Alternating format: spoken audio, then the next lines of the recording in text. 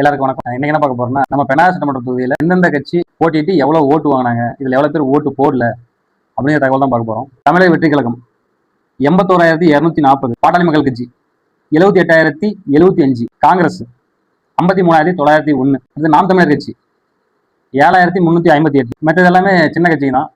மொத்தம் வந்து 8 கட்சி போட்டி போடுது பெனாக சட்டமன்ற தொகுதியில. இதுல முக்கியமான 4 கட்சினா இந்த 4 கட்சி தான். அதே மாதிரி சுயேட்சைகள் வந்து மொத்தமா 5,207 ஓட்டு வாக்குகள் வாங்கியிருக்காங்க. இந்த வாக்குல ரொம்ப முக்கியமா கவனிக்க வேண்டியது என்னன்னா, இப்ப சில முக்கிய கட்சிகள் என்ன பண்ணிருக்காங்க, சில டம்மி சுயேட்சை வேட்பாளர்கள் வந்து போட்டிட்டு வச்சிருக்காங்க. ஆனா உண்மையிலேயே சொல்ல போனா அவங்க போட்டி போடுறதாலதான் அந்த முக்கிய கட்சியை தோத்துச்சு.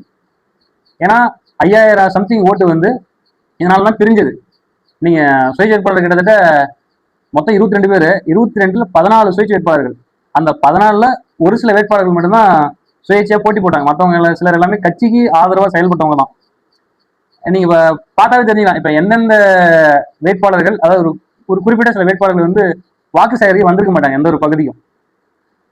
அவங்கெல்லாம் வந்து சுயேட்சையா போட்டி போட காரணம், அந்த பெரிய கட்சிகளுக்கு பூத்லயா இருக்கட்டும், கவுண்டிங் இடத்துல வந்து ஒரு மெஜாரிட்டியை காட்டணும், அவங்க பூத்துல ஆளுங்க அதிகமா இருக்கணும் அப்படிங்கிறதுக்காக தான் போட்டிட்டாங்க தவிர மற்றபடி வந்து அவங்க ஒன்றும் பெருசா மாற்றத்துக்காக போட்டி போடல. சிலர் வந்து உண்மையிலேயே ஓட்டு கேட்டு, மக்களுக்காக ஓட்டு கேட்டு எல்லாத்தையும் வேலை செஞ்சிருக்காங்க. நாங்க வந்து புதுசா அதாவது ஒரு மாற்றத்தை ஏற்படுத்துவோம், கட்டாயம் மக்கள் பிரச்சனை சரி பண்ணுவோம்னு சொல்லி.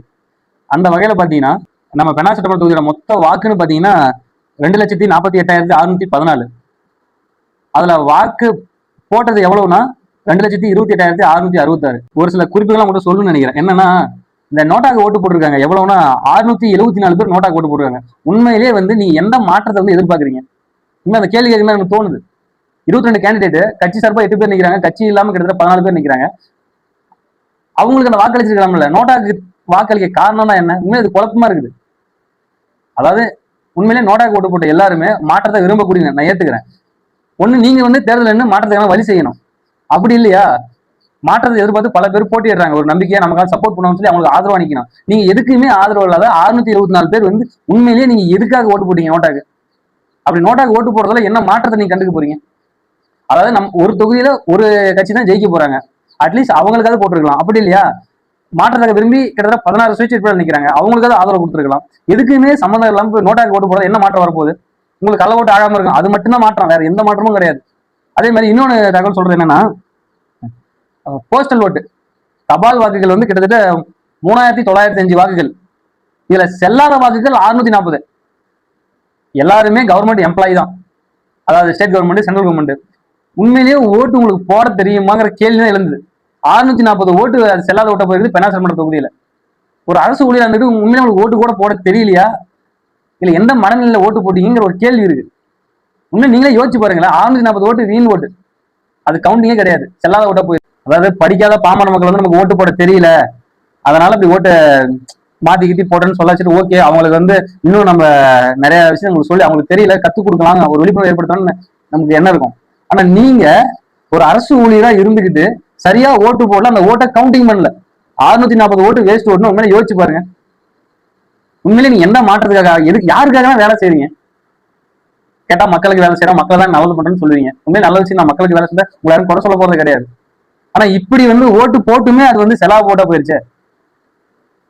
நோட்டாக்கு ஓட்டு போட்டவங்க உண்மையிலேயே அவங்களுக்கு எதில் எப்படி சொல்றதே தெரியல. சம்மதமே மொத்தமா நோட்டாக்கு ஓட்டு போறேன், நானும் ஓட்டு போறேன் பேர்ல. தயவுசெய்து இனிமேல நீங்க வந்து மாற்றத்தை ஏற்படுத்துங்க. அப்படி இல்லையா, மாற்றத்துக்கு போறவங்க ஆதரவு கொடுங்க. எதுக்குமே உதவாம நோட்டாக்கு போறதால எந்த பயனும் கிடையாது. அதே மாதிரி 19,942 பேர் வந்து ஓட்டே போடல. உண்மையா நீங்க எந்த உலகத்துல இருக்கிறீங்கன்னே தெரியல. எல்லா அரசு திட்டங்களும் உங்களுக்கும் வந்து சேருது, எந்த ஒரு அரசாங்கம் வந்தாலும் உங்களோட உரிமை பாதுகாக்கப்படுது, உங்க பிரச்சனை எல்லாமே சரி பண்றாங்க. ஒரு ஓட்டு கூட உங்களை போட முடியாதா? சரி, ஒரு 10,000 பேர் வச்சுக்கோங்க. ஒரு 10,000 பேர் வந்து குடும்ப பிரச்சனை, ஏதோ ஒரு சூழ்நிலை ஓட்டு போட முடியல, சரி ஓகே.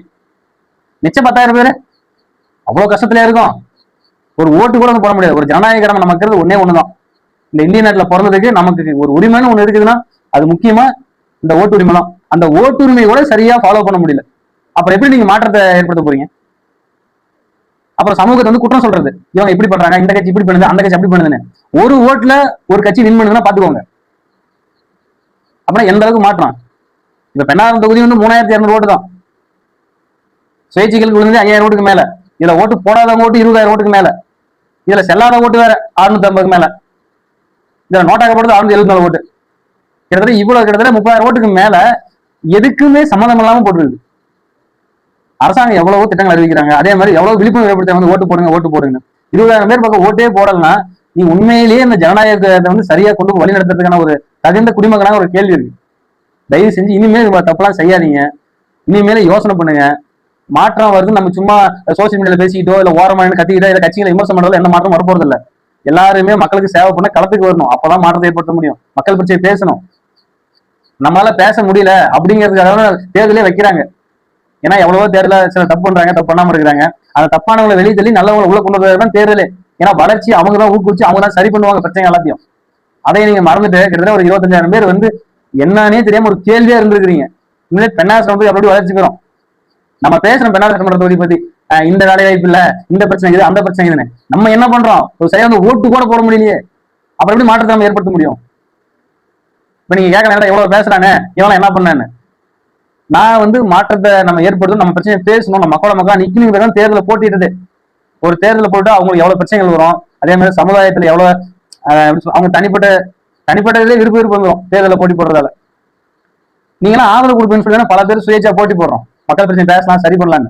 அவங்களுக்கும் குடும்ப பிரச்சனைகள் இருக்குது, பொது பிரச்சனைகள் இருக்குது. இதெல்லாம் ஒரு புரிஞ்சிக்காம நீங்க வந்து இந்த ஓட்டு போடாம இருக்கிறது, அதே மாதிரி நோட்டா ஓட்டு போடுறது, அப்புறம் செல்லாத ஓட்டு போடுறது, என்ன மனநல?